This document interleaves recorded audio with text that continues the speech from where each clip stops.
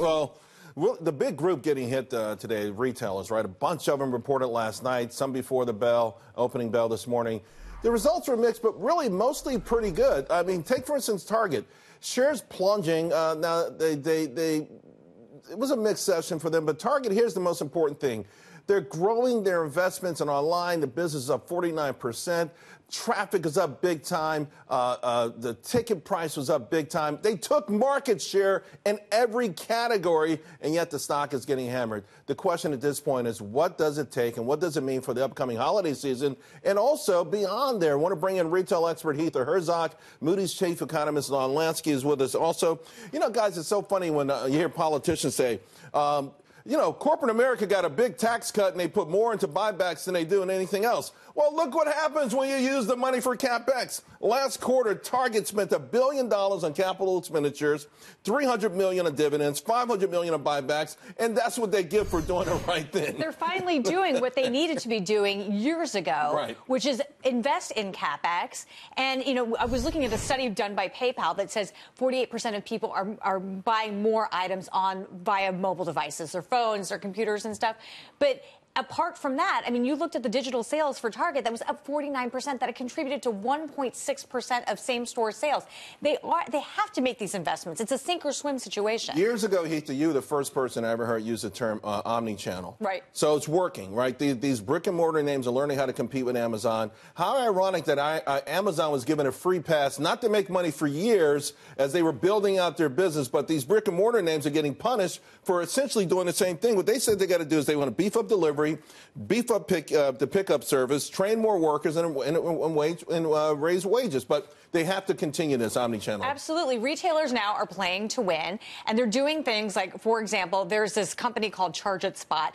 They basically have these lockers where you can charge your phone while you're shopping. So everyone knows that we're doing a bunch of conversion via mobile devices. 65% conversion rate as people are charging their phones and stay in stores to shop. This is just another way to get people to shop more. There's another thing they're doing, too. I'm going to ask you about it in a minute, but I want to bring in John. John, are you gleaning anything out of this with respect to where the consumer is? Because it's one thing, the reaction to these stocks, but the numbers themselves aren't that bad. Well, still, what's happening, I think, is we have perhaps too many retailers and not enough consumers with fat wallets. Consumer spending isn't compensating for the higher costs that a lot of these retailers are facing, labor costs and maybe some merchandise costs.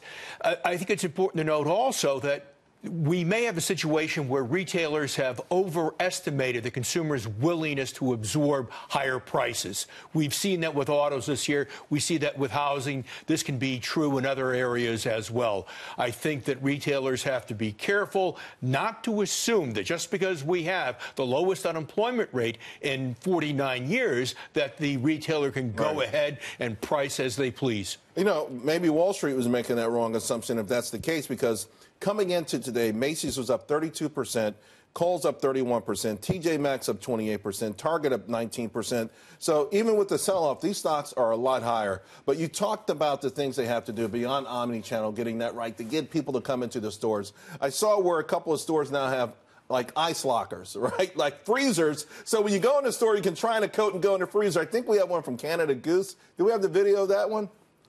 Eddie Bauer. Yeah, okay. So, I mean, how cool is that? So you go in, you get to go into the cold room. I mean, so more and more companies are doing these kind of things, and you can't do this online, and it's kind of cool. There's a real dichotomy between retailers right now. So you have the online retailers that are just killing it because they're really capitalizing on people that just want to stay at home and shop from their sofas. And then you have retailers like Eddie Bauer, like Nordstrom, where they want people to they want that foot traffic, and they want people to stick around and watch games. You know, during the men's store here in Nordstrom that's just up the street over here, they wanted men to stick around, have drinks, watch the game as they shop. That's another form of omni-channel retailing, and it's more experiential. So we're seeing that between these retailers.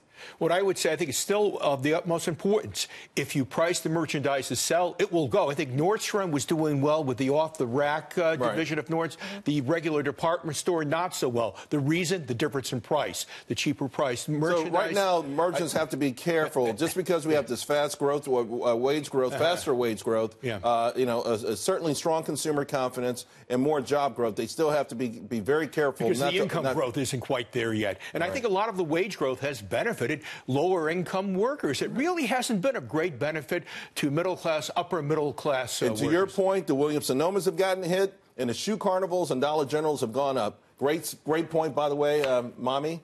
Twins. Thank you very much. Congratulations. Thank you. And may I Thank say you. that, Christmas is for children, and I'll add, this past year we had a reduction in the number of babies. Diaper sales were off, so that's going to make it a little bit more We're certainly buying a lot of diapers in our house right With now. Twins, Heatha will pick up you're helping. the weakness. You're doing your part. Yes. You look great. Congratulations.